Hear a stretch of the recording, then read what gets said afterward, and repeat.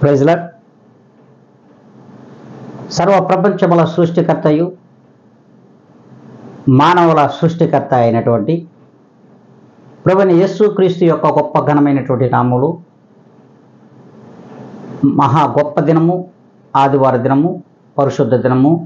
అది మానవులకును మరి ప్రభువులకును సూచిక దినమైనటువంటి ఈ ఆదివార దినమున ప్రభువైన యేసుక్రీస్తు యొక్క గొప్ప ఘనమైన నామంలో సంఘములో ప్రతి ఒక్కరికి కూడా ప్రభు నామంలో శుభాభివందనములు తెలియజేసుకుంటూ ఉన్నాను. ఈ దినం దేవుడు మనందరితో, మనతోనూ, నాతోనూ, మీ అందరితో మాట్లాడుతున్నాడు.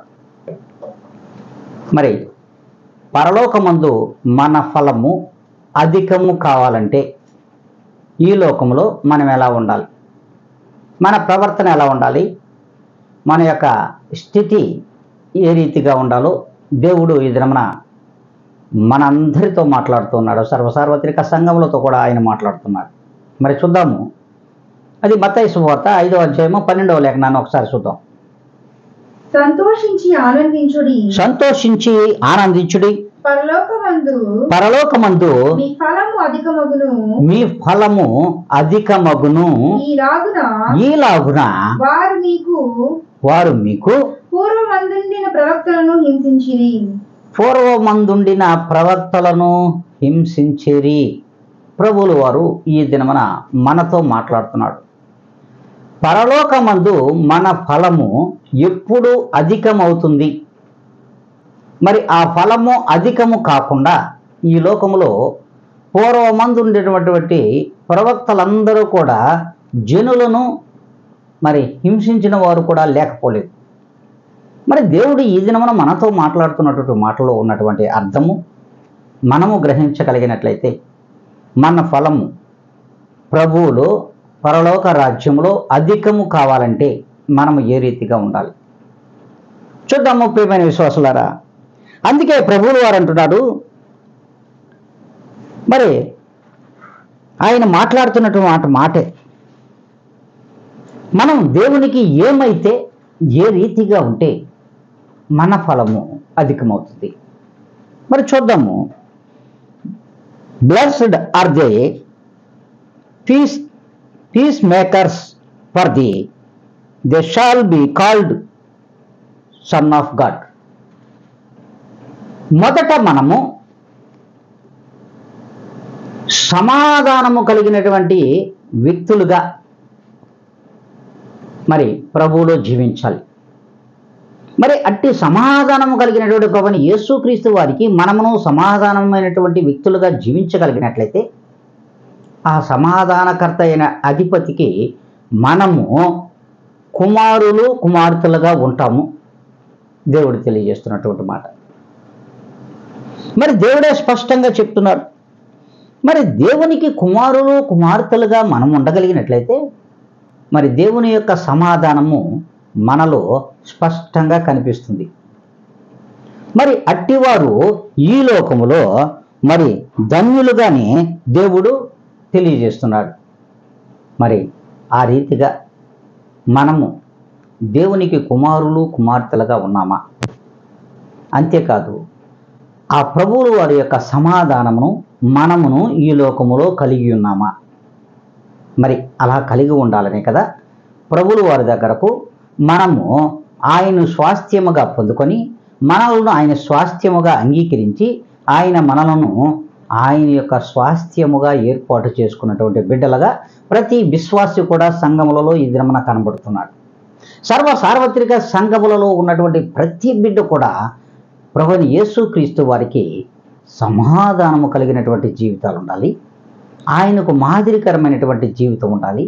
అంతేకాకుండా ఆయనకు కుమారులు కుమార్తెలుగా ఉండగలిగినట్లయితేనే మనము పరలోక రాజ్యమునకు కూడా అర్హులమే. అందుకే ఆ రీతిగా నువ్వు నేను ఉన్నామో లేదో ఒక్కసారి ఆత్మ పరిశీలన చేసుకోమని దేవుడు ఈ దినమున మనందరితో మాట్లాడుతున్నాడు.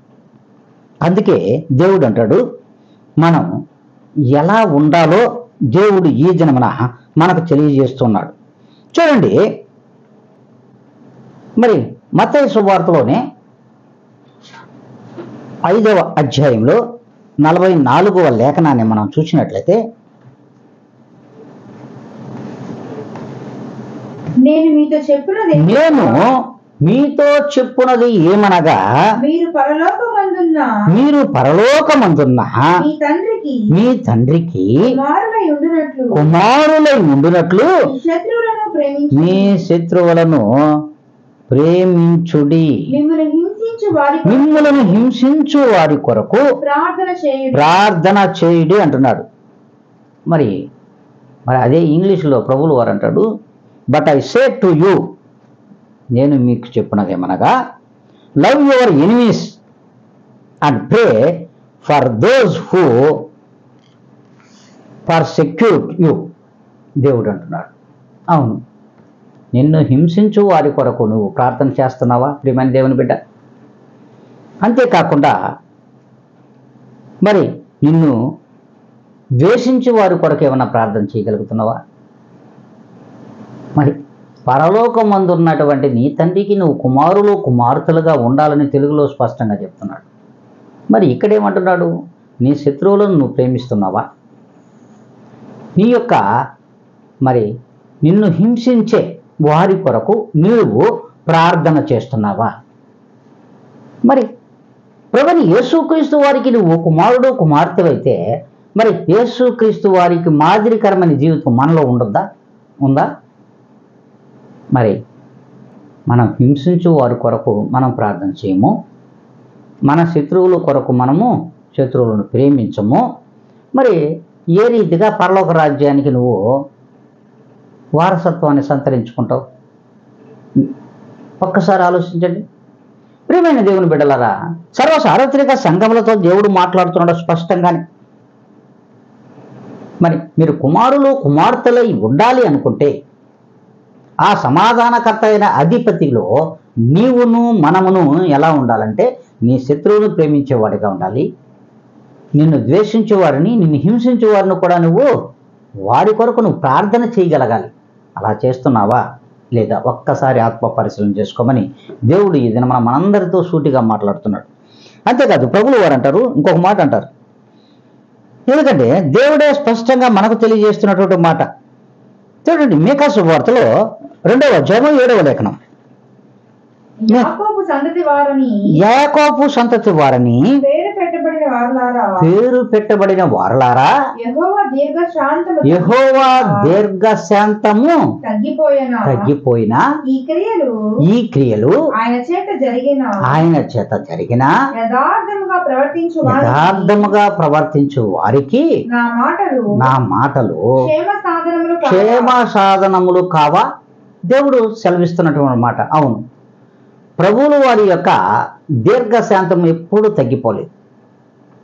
నాడు నేడు ఒకే రీతిగా ఉన్నటువంటి ప్రభువైన యేసుక్రీస్తు వారు నేడు రేపు మరి యుగ యుగములు కూడా ఆయన నామము ఏ దినము కూడా చెరపబడదు. మరి ఆయన కోపము లేనిటువంటి జీవితాన్ని ఈ లోకములో ప్రభువుల వారు అనుభవించాడు. ఆయన దీర్ఘశాంతము కలిగి ఉన్నాడు.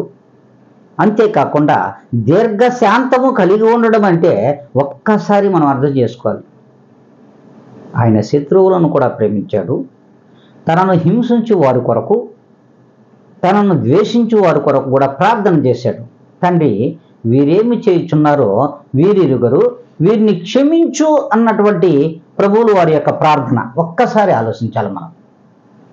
మరి ఆ రీతిగా మనము క్షమించగలుగుతున్నామా? వారి కొరకు మనం ప్రార్థన చేయగలుగుతున్నామా? మరి మనము కూడా యాకోబు సంతతి వారమే కదా, యాకోబు సంతతి వారమే మనమును.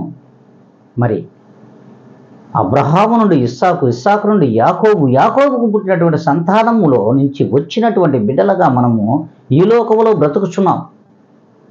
బ్రతుకుచున్నటువంటి మౌనమును పిలిచి పాపపు మరణపు లోకములో పడిపోకుండా ప్రభువుల వారు ఈ లోకానికి వచ్చి నిన్ను నన్ను పిలిచి ప్రేమించి తన రక్తముతో కడిగి విశ్వాస పాత్రులుగా తన యొక్క మందిరములోనికి మిమ్మల్ని సమకూర్చుకున్నటువంటి దేవుడు. అట్టి సమకూర్చుకున్నటువంటి దేవునికి నీవును ఆయనకు మాదిరికరమైన జీవితం అనుభవించాలి తప్ప, ఆ జీవితాన్ని నువ్వు గడపాలి తప్ప, నువ్వు లోకానుసారమైన జీవితంలోకి వెళ్తూ ఉన్నావంటే ఒక్కసారి మన స్థితి ఏమవుతుందో ఒక్కసారి అర్థం చేసుకోవాలి. మనం అనుకుంటుంటాం ఈ లోకంలో ప్రతి ఒక్కరూ కూడా ఈ లోక అధికారి చేతులలో ఏదో అనుభవించాలనుకుంటున్నారు. కానీ ప్రతి క్రైస్తవ జీవితంలో క్రైస్తవ బిడ్డ కూడా, ప్రతి విశ్వాసి కూడా ఏమని ఆయన మందిరంలోకి అడుగు పెడుతున్నామంటే నాకు పరలోక రాజ్య వారసత్వం కావాలి. ఒక పేరు నిర్ణయించబడింది, యాకోబు సంతతి వారము. అట్టి సంతతి వారముగా ఉన్నటువంటి మనము, అట్టి సంతతిలో నుంచి వచ్చినటువంటి ప్రభుని యేసుక్రీస్తు వారు ఈ లోకంలో మన మధ్యలోనే పుట్టాడు. మన మధ్యలో పెరిగినటువంటి దేవాతి దేవుడు ఆయన మన కొరకు ప్రాణమును దారబోసినటువంటి దేవుని యొక్క సంతతిలో నుంచి మనమును ఈ లోకంలోకి వచ్చాం. వచ్చినటువంటి మనము ఏ రీతిగా ఉండాలో ఒక్కసారి జ్ఞాపకం చేసుకోండి. సర్వలోక జనులందరూ కూడా, విశ్వాసులు కానిటువంటి జనాంగం అంతా కూడా ఈ లోకంలో ఏదో ఫలమును నేను అనుభవించాలి, అధిక ఫలమును పొందుకోవాలి, అధిక ఫలములతో ఈ లోకంలో నేను జీవించాలని ఆశ కలిగినటువంటి లోకానుసరమైన జీవితం అనుభవిస్తూ ఉంటే అందులో నుంచి మనము వేరు చేయబడి ప్రభుని యేసుక్రీస్తుకు మాదిరిగా నిజమైన దేవుడు ఆయన మన నాలుకతో అంగీకరించి, మన నోటితో ఆయనను అంగీకరించి ఆ దేవునికి మేము వారసులుగా ఉండాలని లోకమును విడిచి ప్రభువులోనికి నడిచినటువంటి మనము ఆ ప్రభువు యొక్క స్వాస్థ్యమును అయినటువంటి పరలోక రాజ్యములో అధిక ఫలమును పొందుకోవాలని వచ్చినటువంటి బిడ్డలందరూ సార్వత్రిక సంఘములలో ఉన్నారు. ఇందులో ఎలాంటి డౌట్ లేదు.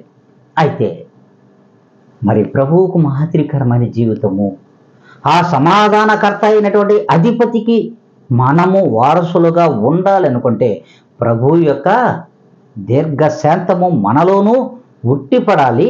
దానిని మనము వహించగలగాలి. ఆ దీర్ఘశాంతము వహించగలిగినట్లయితే ప్రభు ఏ రీతిగా దీర్ఘశాంతమును అనుభవించాడో ఆ యొక్క దీర్ఘశాంతము మనలోనూ స్థిరముగా ఉంటుంది. అప్పుడు పరలోక రాజ్యం యొక్క వారసత్వానికి నీవు అర్హురాలు. ప్రియమైన విశ్వాసి, మరి ఆ రీతిగా మనం బ్రతుకుచున్నామా? ఒక్కసారి ఆలోచించండి. అందుకే అంటున్నాడు, మరి నా నిమిత్తము జనులు మిమ్మను నిందించి హింసించను, మీ మీద అబద్ధముగా చెడ్డ మాటలల్లా పలికినప్పుడు మీరు గొప్పవారుగా ఉంటారు అని దేవుడు అంటున్నాడు. ప్రభు యొక్క నామమును బట్టి ప్రతి విశ్వాసిని, సార్వత్రిక సంఘములో ఉన్నటువంటి ప్రతి బిడ్డను కూడా మరి ఆయన నిమిత్తము దూషణ పోలైన, హింసించిన, అవమానములు పొందిన, మరి సిగ్గుపాటును కలుగు చేసిన, అంతేకాకుండా మరి నిందలు వేసిన, వీటన్నిటిని కూడా మనము భరించగలగాలి. అబద్ధపు సాక్ష్యములు మన మీద చెప్పించిన మనము వాటన్నిటిని కూడా ప్రభువులో దీర్ఘశాంతము వహించి మనము భరించగలుగుతున్నామా?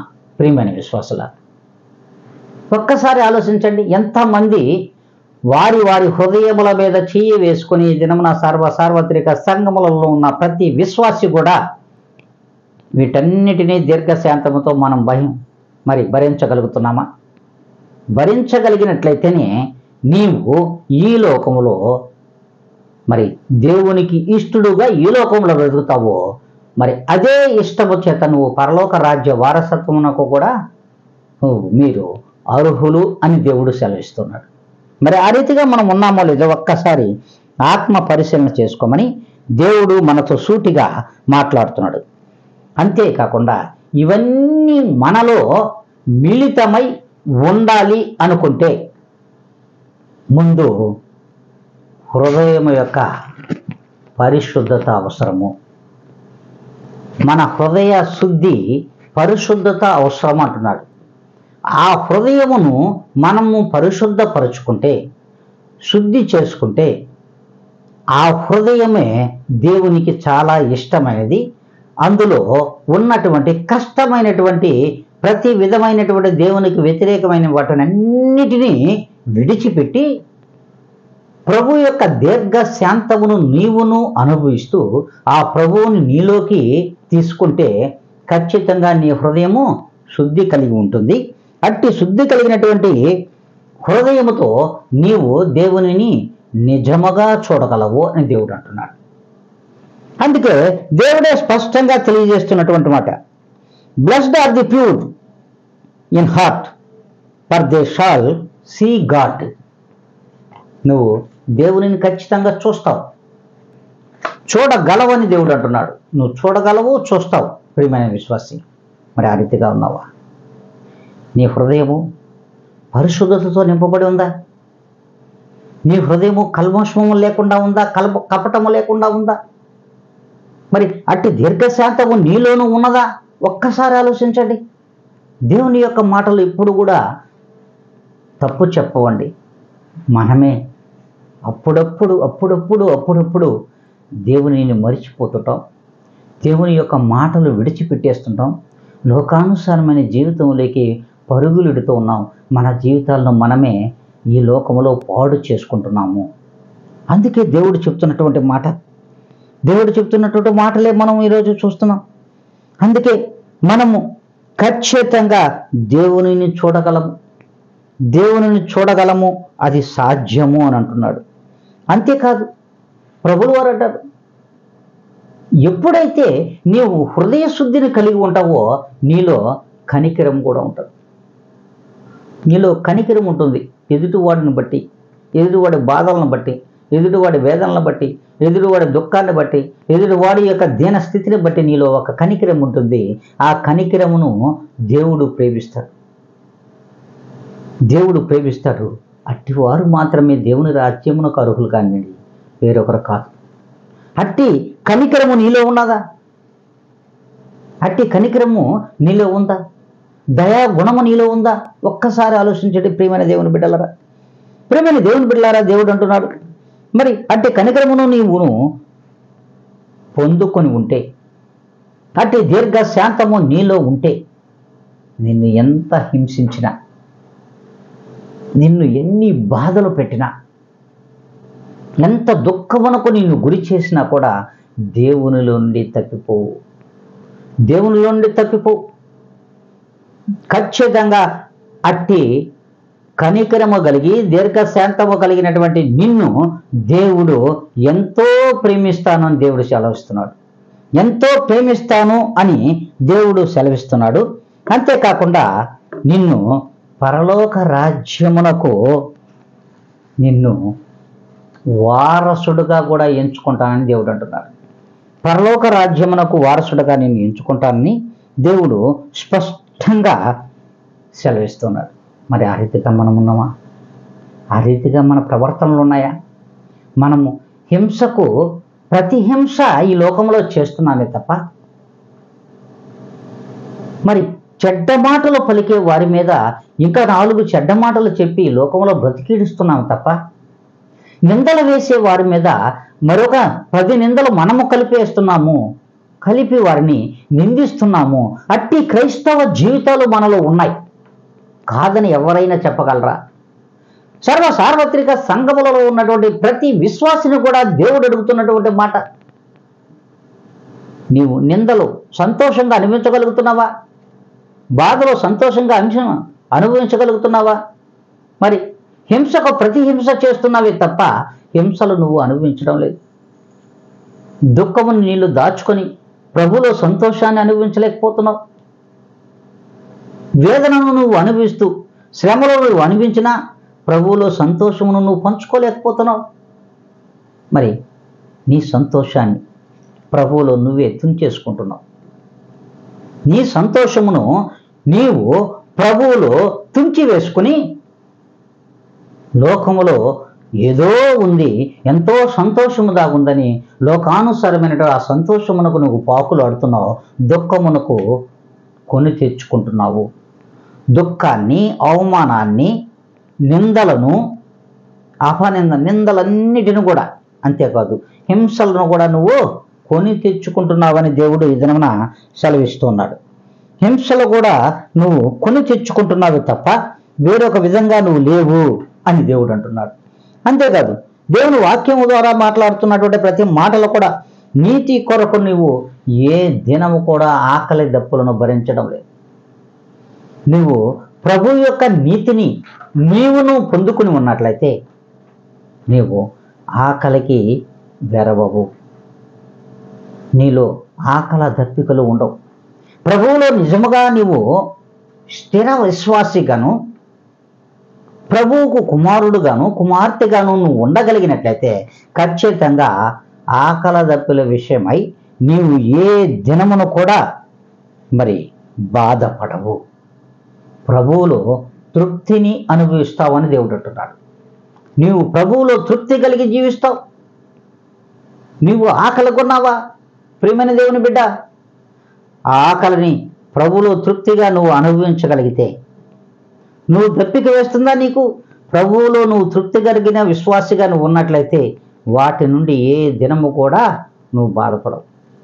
ప్రభు ఏ దినమునకు ఏది కావాలి ఉన్నదో తన బిడ్డల విషయము ప్రభువులు వారికి ఖచ్చితంగా తెలుసు.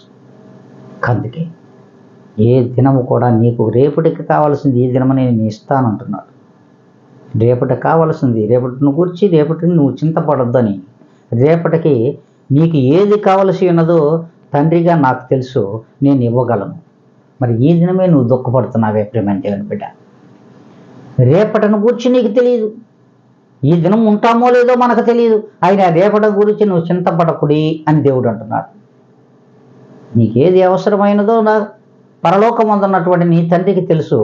సకాలంలో నీకు దయచేయగలిగినటువంటి దేవాతి దేవుడు నీకున్నాడు, అండగా ఉన్నాడు, కొండగా ఉన్నాడు. మరి అట్టి దేవునికి, సమస్తమును ఎరిగినటువంటి దేవుడికి, సమస్తమును ఈ లోకంలో సృష్టించినటువంటి దేవాతి దేవునికి మరి ఆయన అరచేతిలో ఉన్నటువంటి బిడ్డల విషయం తెలియదా? ఒక్కసారి ఆలోచించండి.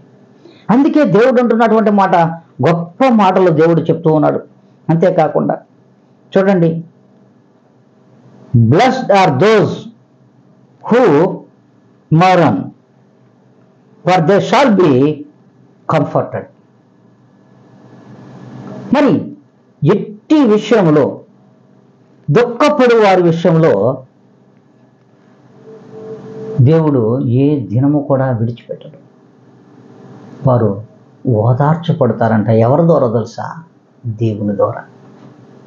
ఎవరి ద్వారా ఓదార్చబడతారంటే దుఃఖపడేవారు ధన్యులు, వారు ఓదార్చబడుదురు. ఎవరి ద్వారా ఓదార్చబడతారో తెలుసా? ప్రభువులు వారి ద్వారా ఓదార్చబడతారని దేవుడు అంటున్నాడు. దేవుడే ఓదార్చుతున్నాడు. నిన్ను పరులు కాదు ఓదార్చేది, నిన్ను తల్లిదండ్రులు కాదు ఓదార్చేది, మరి నిన్ను భార్య బిడ్డలు ఓదార్చరు. స్థిరముగా నీకు ఓదార్పును దయచేయగలిగిన వాడు ప్రభు అని యేసుక్రీస్తు వారు తప్ప ఈ లోకంలో ఎవ్వరూ లేరండి. కొంతకాలమే ఈ లోకంలో ఓదారుస్తారు, కానీ ప్రభువుల వారు స్థిరముగా ఓదార్చగలిగిన దేవాతి దేవుడు. అందుకే ప్రభువుల వారు అంటారు, పరలోక రాజ్యంలో నీ ఫలము అధికము కావాలంటే నీ గుణగణములు ఏ రీతిగా ఉండాలో, నీ యొక్క ప్రవర్తన ఈ లోకములో ఏ రీతిగా ఉండాలో, ప్రభువుకు మాదిరికరమైన ప్రవర్తన నీలో ఉందో లేదో ఒక్కసారి ఆత్మ పరిశీలన చేసుకుని మరలా తిరిగి ప్రభువులో నువ్వు స్థిరముగా జీవించగలిగినట్లయితే ఖచ్చితంగా ప్రభువుల వారు నీకు పరలోక రాజ్యంలో అత్యధికమైన ఫలమును దయచేయడానికి ఆయన సిద్ధహస్తుడుగా ఉన్నారు. ప్రియమైన విశ్వాసి, ప్రియమైన సార్వత్రిక సంఘములో ఉన్నటువంటి ప్రతి బిడ్డతో మాట్లాడుతున్నాడు. అంతేకాదు సేవకులతోనూ, సంఘ కాపరులతోనూ, విశ్వాసులతోనూ, ప్రతి ఒక్కరితో మాట్లాడుతున్నటువంటి దేవాతి దేవుడు. ఆయన మాటలు మనం వింటున్నామో లేదో ఒక్కసారి ఆత్మ పరిశీలన చేసుకోండి. ఆ యొక్క మాటలలో ఉన్నటువంటి అర్థాన్ని గ్రహించగలిగినట్లయితే ఖచ్చితంగా మన ఫలము అధికమే అవుతుంది తప్ప ఏ నాడు కూడా తగ్గింపబడదు అని దేవుని వాక్యం సెలవిస్తుంది. అంతేకాదు దేవుని వాక్యమే మనతో మాట్లాడుతున్నటువంటి మాటలు చూడండి. మరి మత్తయి సువార్తలో 5వ అధ్యాయము 3వ లేఖనంలో ఒక మాట స్పష్టంగా చెప్తాడు.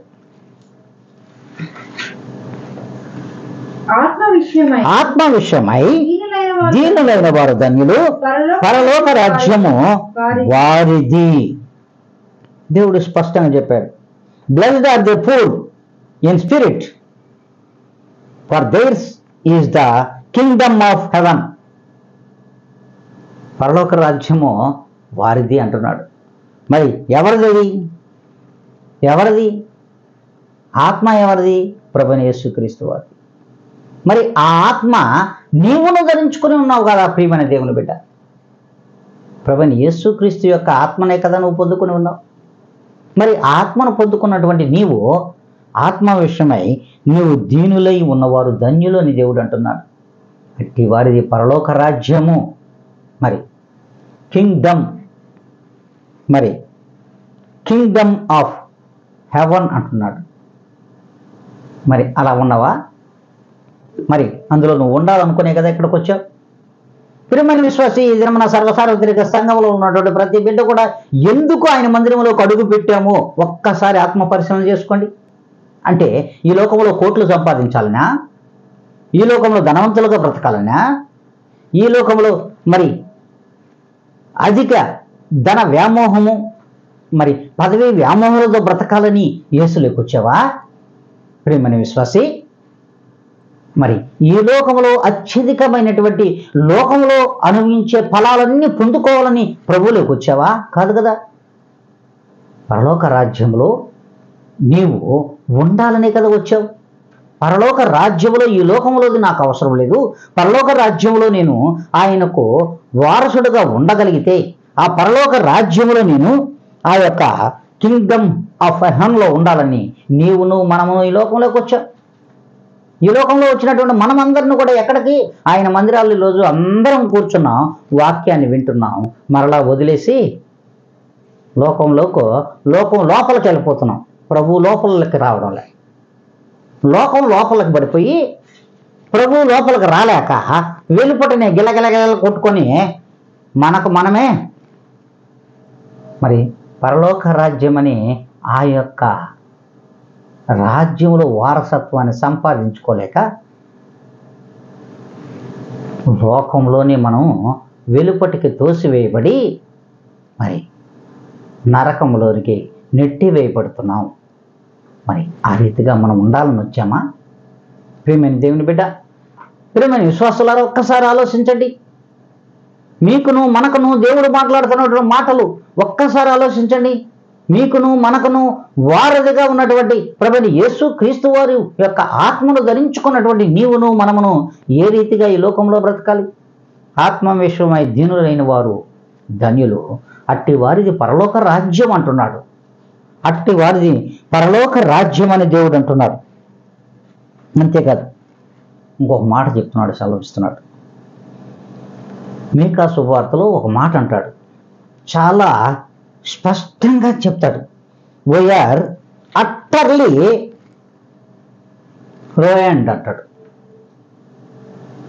అట్టర్లీ రూయిండ్, అట్టర్ ఫ్లాప్ మనం వాస్తవానికి. ఎందుకంటే రూయిండ్ అంటే ఆయన ఒక మాట అంటాడు, మనం బొత్తిగా చెడిపోయి ఉన్నాము. హల్లెలూయా. ప్రభువైన యేసుక్రీస్తు వారు స్పష్టంగా చెప్తున్నటువంటి మాట. హల్లెలూయా. మనం పూర్తిగా బొత్తిగా చెడిపోయి ఉన్నాం. బొత్తిగా చెడిపోయి ఉన్నాం. ఎలా చెడిపోయామంటే అసలు పూర్తిగా చెడిపోయాం. క్రైస్తవులు అంటే మనకు మనమే సిగ్గుచేటుగా ఉంది, మనకు మనం చెప్పుకోవడానికి కూడా. ప్రతి విశ్వాసి కూడా, సార్వత్రిక సంఘములో ఉన్నటువంటి ప్రతి ఒక్క సేవకుడు కూడా, యాజక సమూహము కూడా, ప్రవక్తలు కూడా బొత్తిగా చెడిపోయి ఉన్నారని దేవుని వాక్యం సెలవిస్తుంది. మీకా శుభవార్తలో స్పష్టంగా చదువుకోండి. ఎక్కడ చెప్పాడో దేవుడు ఎతకండి మీరు. స్పష్టంగా దేవుడు చెప్పాడు, వీఆర్ అట్టర్లీ రూయిండ్. మరి చెడిపోయి ఉన్నారు. మరి చెడిపోయి ఉన్నటువంటి ఈ లోకాన్ని బాగు చేయడానికి వచ్చినటువంటి ప్రభువైన యేసుక్రీస్తు వారు. చెడిపోయి ఉన్నటువంటి ప్రతి మానవుడు ఈ లోకంలో చెడిపోయినాడు. చెడిపోయినటువంటి మానవుడు బాగు చేయడానికి వచ్చినటువంటి ప్రభువైన యేసుక్రీస్తులో కూడా మనము క్రీస్తులో కూడా చెడిపోతున్నాం. క్రీస్తులో కూడా చెడిపోయే బ్రతుకుతున్నాం. ఈ బ్రతుకు అవసరం అంటావా? ప్రియమైన దేవుని బిడ్డలారా, అట్టల ఫ్లాప్ అయిపోయినాం మనం. అంటే ఎందుకు పనికిరానటువంటి ఒక రీల్, అట్టి జీవితం మంది. మరి దేవుడు అంటున్నాడు, ఆ చెడిపోయిన నిన్ను నన్ను బాగు చేయడానికి ప్రభువైన యేసుక్రీస్తు వారు ఈ లోకానికి వస్తే, లోకానికి వచ్చినట్టు ప్రభువైన యేసుక్రీస్తు వారు తన రక్తంతో కడిగి మనల్ని బాగుపరిచి శుద్ధీకరించి, ఇదిగో ఆయన సార్వత్రిక సంఘములలో ఉన్నటువంటి జనులుగా మనల్ని చేకూరిస్తే, సమకూర్చుకున్నట్టు మనమందరం కూడా మరలా చెడిపోయినాం. చెడిపోయిన జనులుగా ఈ లోకంలో తయారవుతున్నటువంటి మనల్ని దేవుడు అంటున్నాడు. మరి ఏ రీతిగా చెడి ఉన్నామో ఒక్కసారి మనకు తెలియదా? మన ఆత్మలకు, మన మనసులకు మనకు తెలియదా?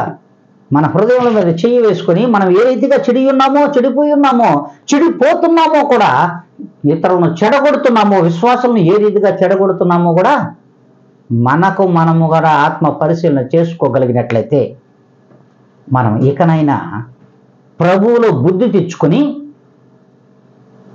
ప్రభువు యేసుక్రీస్తు యొక్క పరలోక రాజ్యమునకు మనం కూడా అర్హులు కాగలము అని దేవుడు అంటున్నాడు. అంతేకాదు, దేవుడు అంటున్న మాట చూడండి, చివరిగా హబక్కూకులో ఒక మాట అంటాడు. హబక్కూకు 1వ అధ్యాయము 3వ లేఖనంలో దేవుడు స్పష్టంగా చెప్తున్నాడు, నన్నెందుకు దోషము చూడనిచ్చుచున్నావు? బాధ నీవేలా. కాదు నాయన, హబక్కూకు 1వ అధ్యాయము 3వ లేఖనం. నన్నెందుకు దోషమును చూడనిచ్చుచున్నావు? బాధ నీవేళ ఊరకే చూస్తున్నావు. ఎక్కడ చూసినను నాశనమును బలత్కారమును అగుపడుచున్నవి, జగడమును కలహమును రేగుచున్నవి. అందువలన ధర్మశాస్త్రము నిరర్ధకమాయను, న్యాయము ఎన్నడూ జరగకుండా మానిపోయెను. భక్తిహీనులు వచ్చి నీతి పనులను చుట్టుకొందరు, న్యాయము చెడిపోవచ్చున్నది. చూడండి, ఎక్కడ చూసినా దేవుడు అంటాడు destruction and violence are before me, strife and contention arise అంటాడు. ఎక్కడ చూసినా గొడవలు, ఎక్కడ చూసినా మరి విపరీతమైనటువంటి మరి బాధాకరమైనటువంటి జీవితాలతో బ్రతికేస్తున్నారు. ఎక్కడ చూసినా గొడవలు, ఎక్కడ చూసినటువంటి విపరీతమైన ధోరణులు, ఎక్కడ చూసినా నాశనము, ఎక్కడ చూసినా అదే కనబడుతుంది. అది క్రైస్తవ సమాజంలోనూ కనబడుతుంది, సంఘములలోనూ కనబడుతుంది. వ్యతిరేకత వేరుకొస్తుంది. వారే ఒకరి మధ్యలో ఒకరు గొడవలు పెట్టుకొని, ఒకరి మధ్య ఒకరిలో సంఘములలోని ఏక మనస్కులు కాలేక వారు చెడగొట్టుకుంటున్నారు. క్రైస్తవ జీవితాలను చిన్న భిన్నం చేసుకుంటున్నటువంటి సంఘములలో మనం చూస్తున్నాం. సార్వత్రిక సంఘములో ఉన్నటువంటి క్రైస్తవ జనాంగము, విశ్వాసులు అనబడినటువంటి ప్రతి బిడ్డ కూడా, అలాగే విశ్వాసులు అనబడి, పరిశుద్ధులు అనబడి, సేవకులు, యాజక సమూహం అనబడుతున్నటువంటి ప్రతి ఒక్కరు కూడా వారికి మధ్యలో గొడవలు, వారిలో వారు ఒకరి పట్ల ఒకరు మేము నాశనాన్ని కోరుకుంటున్నారు తప్ప ఏకత్వాన్ని కోరుకోలేకపోతున్నారు. భిన్నత్వంలో ఏకత్వం అనే ఆ ఏకత్వాన్ని కోరుకోలేక, ప్రభువులో మనం మెలగలేక మనమే నాశనమును కొని తెచ్చుకుంటున్నాము, మనమే చెరిపేసుకుంటున్నామని దేవుని వాక్యం స్పష్టంగా తెలియజేస్తుంది. అంతేకాదు, ధర్మశాస్త్రమునకు కట్టుబడి మనం ఉండడం లేదు. ప్రభువు యేసుక్రీస్తు యొక్క క్రొత్త నిబంధనకు మనం లోబడి జీవించడం లేదు. ఆ క్రొత్త నిబంధనలో దేవుడిచ్చినటువంటి ప్రేమను మనం ఇతరులకు పంచలేకపోతున్నాం. పంచుతున్నటువంటి ప్రేమను కూడా వేరొకరు తుంచేసుకుంటున్న వారు పెంచినటువంటి ప్రేమను కూడా, ప్రేమించినటువంటి వారిని కూడా హింసలకు గురి చేస్తున్నారు. చూడండి, దేవుని వాక్యము ఏ రీతిగా సెలవిస్తుంది.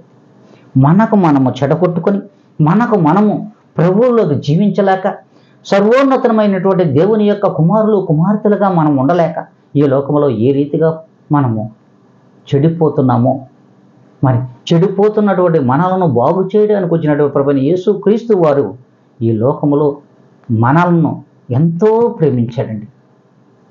మరి అట్టి సర్వోన్నతమైనటువంటి దేవుని యొక్క మహిమను మనం పొందుకోలేకపోతున్నాము. ఆ మహిమను మనం ఇంకనూ చూడలేకపోతున్నాము. గుడ్డివారిగా మనం ఈ లోకంలో బ్రతికిడిస్తున్నామని దేవుని వాక్యం సెలవిస్తుంది. అంతేకాదు, దేవుడు ఒక మాట చెప్తూ ఉన్నాడు, స్పష్టంగా చెప్తున్నటువంటి మాట చూడండి. ఒక మాట గెరసనీయుల దేశంలోకి దేవుడు ప్రవేశించిన ప్రభువైన యేసుక్రీస్తు వారు దిగిన మరుక్షణం మరి సేన అనబడినటువంటి మరి అపరిశుద్ధ అపవిత్ర ఆత్మలతో నింపబడినటువంటి ఆ వ్యక్తి ప్రభువు వారు అక్కడికి దిగిన మరుక్షణమే ఆయన పాదాల దగ్గర పడిపోయాడు. సర్వోన్నతమైన దేవుని కుమారుడా, నాతో నీకేమి పని అన్న మాటలు మనం వింటాం. అనేకమైన దెయ్యాలు సమూహము ఆయన్ను చుట్టుకుని ఉన్నది. సేన అని పేరు పెట్టబడినటువంటి ఆ యొక్క దెయ్యాల సమూహముతో ఏర్పాటైనటువంటి అపవిత్రాత్మల యొక్క దేహము, ఆ దేహము ఎలా ఉంది? అపవిత్రాత్మలతో నింపబడినటువంటి ఆ దేహముతో కలిగినటువంటి ఆ సేన అనే వ్యక్తి ప్రభు దగ్గరకు వచ్చి, సర్వోన్నతమైన దేవుని కుమారుడా, నాతో నీకేమి పని? మరి వెంటనే మరి అట్టి సర్వోన్నతమైన దేవుని యొక్క కుమారుడు అని పేరు పెట్టి పిలవగలిగినటువంటి అందులో ఉన్నటువంటి ఆ సేనలో ఉన్నటువంటి దెయ్యాల సమూహము ఏక రీతిగా ఒకే పలుకుతో అన్ని దెయ్యములు పలికాయి, నాతో నీకేం పని? మరి అయ్యా, మమ్మలను ఎందుకు హింసించడానికి వచ్చావు? ఇదిగో మమ్మల్ని పాతాళములో విడిచిపెట్టద్దు, ఇదిగో ఆ పందుల గుంపులోకి మమ్మల్ని పంపించు, ఆ పందులలోకి మమ్మల్ని పంపించు అని దేవుని బ్రతిమాలుకున్నటువంటి సేనను మనం చూస్తాం. మరి పందులలోకి ప్రభువు ఆజ్ఞ ఇయ్యగానే పందులలోకి వెళ్ళాయి. పందులు పోయి సముద్రంలో పడ్డాయి, సరస్సులో పడ్డాయి, పందులన్నీ చనిపోయాయి. మరి ఇందులోనే ఒక మర్మాన్ని గ్రహించలేకపోతున్నాం మనం. మరి అపరిశుద్ధమైనటువంటి ఆ పందులలోకి వెళ్ళిపోయినటువంటి అపవిత్ర ఆత్మలు ఏమని అడిగాయి ప్రభువులు వారిని? అపరిశుద్ధమైనటువంటి అపవిత్ర ఆత్మలను అపరిశుద్ధమైన పందులలోకి పంపమన్నాడు. ఆ సేనలో ఉన్నటువంటి దయ్యాలన్నీ కూడా ఏకరీతిగా పలికిన మాట ప్రకారంగా ప్రభువులు వారు అపవిత్రమైనటువంటి అపరిశుద్ధమైన పందులలోకి పంపిన మరుక్షణం పందులు గుంపంతా వెళ్ళి సరస్సులో మునిగి ఊపిరాడక చనిపోయి. ఇప్పుడు ఇక్కడే ఉన్నటువంటి ఒక మర్మాన్ని మనం గ్రహించగలం. చూడండి, అపవిత్రాత్మలైనటువంటి ఆ దయ్యాల సమూహానికి తెలిసినటువంటి జ్ఞానము కూడా ఈ లోకంలో ఉన్నటువంటి మనము ప్రభు యేసుక్రీస్తును విశ్వసించినటువంటి సర్వసార్వత్రికుల జనాంగం అంతా కూడా ఆయన సర్వోన్నతమైనటువంటి దేవుడు, సర్వోన్నతమైన స్థలములలో నివసించుచున్న ప్రభువైన యేసుక్రీస్తు వారు నిజమైన దేవుడని మనము ఇంకా గ్రహించలేక పోతున్నాము. ఆయన నిజముగా దేవుడని కూడా మనము అంగీకరించలేకపోతున్నాము. మరి ఆ పరలోక రాజ్య వారసత్వాన్ని పొందుకోవాలని వచ్చినటువంటి మనమందరం కూడా ఇంకా కూడా ఆలోచిస్తూ లోకం వైపు తిరుగుతున్నాము. ప్రభువులు వారికి భయపడడం లేదు. మరి ఇప్పుడు ఒక నిజాన్ని మనం కనుక్కోవాలి. ఒక నిజమును మనము తెలుసుకోగలిగినట్లయితే ఖచ్చితంగా మన బ్రతుకులు కూడా దేవుడు బాగు చేస్తాడు. ఆ సేనను బాగు చేశాడు. సేనలో ఉన్న దయ్యాల సమూహం అంతా నరకములో పాతాళములోనికి మమ్మల్ని పంపొద్దు ప్రభువా అని బ్రతిములు అడుకున్నాయి. మరి ఇప్పుడు పందులు అన్ని గుంపు చనిపోగా అపవిత్ర ఆత్మలు రక్షణ భాగ్యమును పొందుకొని పరలోక రాజ్యమునకు పరిశుద్ధతను సంతరించుకున్నాయి. పోవడానికి పరలోక రాజ్యములో చేరడానికి పరిశుద్ధతను సంతరించుకొని అపరిశుద్ధమైనటువంటి అపవిత్ర ఆత్మలన్నీ కూడా ఇప్పుడు పరిశుద్ధతను సంతరించుకొని ప్రభువుని ఏక మనస్సుతో అంగీకరించినాయి. దీన్ని గ్రహించాలి. అపరిశుద్ధమైనటువంటి వ్యక్తులుగా ఈ లోకములో బ్రతుకుచున్నటువంటి మనము ప్రభువుని యేసుక్రీస్తును నీ నోటితో నిజముగా దేవుడని ఒప్పుకుంటే పరలోక రాజ్యమునకు నువ్వు ఉంటావు. మరి ఈ దినమున మరి సేనలో ఉన్నటువంటి ఆ యొక్క అపవిత్ర ఆత్మల యొక్క సమూహము వాటి నోటితో ఒప్పుకున్నాయి. ఏమని ఒప్పుకున్నాయి? సర్వోన్నతమైన దేవుని కుమారుడా, నీవు నిజముగా దేవుడవు అని ఒప్పుకున్నాయి. కనుకనే ఆ ఆత్మలో సరస్సులో బాప్తిసం పొంది పందులు, అపరిశుద్ధమైన పందులను అక్కడనే పాతిపెట్టి మరి సజీవులుగా తిరిగి లేచి పరిశుద్ధతను సత్కరించుకొని పరలోక రాజ్యమునకు అర్హతను పొందుకున్నాయి. మనం పొందుకుంటున్నామా? ప్రియమైన దేవుని బిడ్డలారా, ప్రియమైన విశ్వాసులారా, మరి మనం ఇంకనూ అపవిత్రాత్మలుగానే బ్రతుకుతున్నాము. అంటే దెయ్యాల కంటే కూడా హీనమైన స్థితిలో మనం ఉన్నామని మనం అర్థం చేసుకోగలిగితే చాలు. దేవుని వాక్యం స్పష్టంగా తెలియజేస్తుంది. మరి అందులో ఉన్నటువంటి మర్మాన్ని మనం గ్రహించగలిగితే కదా. అందుకే ఆత్మ చెప్పుచున్న మాట చెవి గలవాడు వినుగాక అన్నాడు. చెవి గలవాడు వినుగాక, హృదయం ఉన్నవాడు గ్రహించునుగాక. మరి అలా గ్రహిస్తున్నావో లేదో ఒక్కసారి ఆత్మ పరిశీలన చేసుకోమని ప్రభువులు వారి దిన స్పష్టంగా తెలియజేస్తున్నాడు. మరి పరలోక రాజ్యములో నీ ఫలము అధికము కావాలంటే నిజముగా ప్రభుని యేసుక్రీస్తు దేవుడని నువ్వు ఒప్పుకోవాలి. అంతేకాకుండా యేసుక్రీస్తుకు మాదిరికరమైనటువంటి దీర్ఘశాంతము నీలో ఉండాలి. ప్రతి విషయంలో దీర్ఘశాంతము వహించగలిగినట్లయితే, దేవుని యొక్క ప్రేమను నువ్వు ఈ లోకములో పంచగలిగినట్లయితే, దేవుని ప్రేమను ఏనాడైతే నువ్వు తుంచేస్తావో ఖచ్చితంగా నువ్వు పరలోక రాజ్యంలోకి నీకు అర్హత రాదు. దేవుని ప్రేమతో నువ్వు ప్రేమించగలగాలి. నిన్ను హింసించే వారి కొరకు నువ్వు ప్రార్థన చేయాలి. నీ శత్రువుల పక్షంగా కూడా నువ్వు వారిని ప్రేమించగలిగినటువంటి గుణం నీలో ఉండాలి. ఉన్నదా ప్రియమైన దేవుని బిడ్డలారా? మరి ఆ రీతిగా ప్రభువులు వారు ఈ దినమున మీతో, మాతో, నాతో మాట్లాడుతున్నటువంటి ఈ మాటలన్నీ కూడా ప్రభువుకు మాదిరికరమైన జీవితం ఈ లోకంలో జీవించగలిగినట్లయితే, వాక్యానుసారమైన జీవితంలో నువ్వు ఉండగలిగినట్లయితే, వాక్యం అనగా ప్రభువునే సూచిస్తుంది తప్ప వేరొకరిని కాదు. లోకం అనగా ఎవరిని సూచిస్తుందో తెలుసా ప్రియమైన దేవుని బిడ్డ? లోకము అపవాదిని సూచిస్తుంది. వాక్యము ప్రభువైన యేసుక్రీస్తు వారిని సూచిస్తుంది. క్రైస్తవ సమాజము తెలుసుకోలేకపోతుంది ఈ వాక్యం విషయం. వాక్యాన్ని పెడచెవిన పెట్టి లోకాన్ని హత్తుకొని సాతానుకు అతి సమీపంగా నువ్వు బ్రతుకుచున్నావు అనేది గ్రహించలేని క్రైస్తవ జనాంగము ఈ లోకములో ఉన్నారు అనే దానికి ఖచ్చితంగా మనం చెప్పగలుగుతున్నాం. ఆ రీతిగా మన బ్రతుకులు ఉన్నాయని కూడా మనము తెలుసుకోలేని జీవితాలు గడిపేస్తున్నాం. ఖచ్చితంగా ఈ దినం నుండి అయినా సరే ప్రభువుకు మాదిరికరమైన జీవితం, వాక్యానుసారమైన జీవితంలోనికి నీవు స్థిరముగా వచ్చినట్లయితే ఖచ్చితంగా పరలోక రాజ్యములో నీ యొక్క ఫలము అధికమవుతుందని దేవుడు తెలియజేస్తున్నాడు. పరలోక రాజ్యములో నీ ఫలము అధికమవుతుంది. అత్యధికముగా పరలోక రాజ్యములో నీకు ఫలములను దేవుడు దయచేయును గాక. ఆమేన్.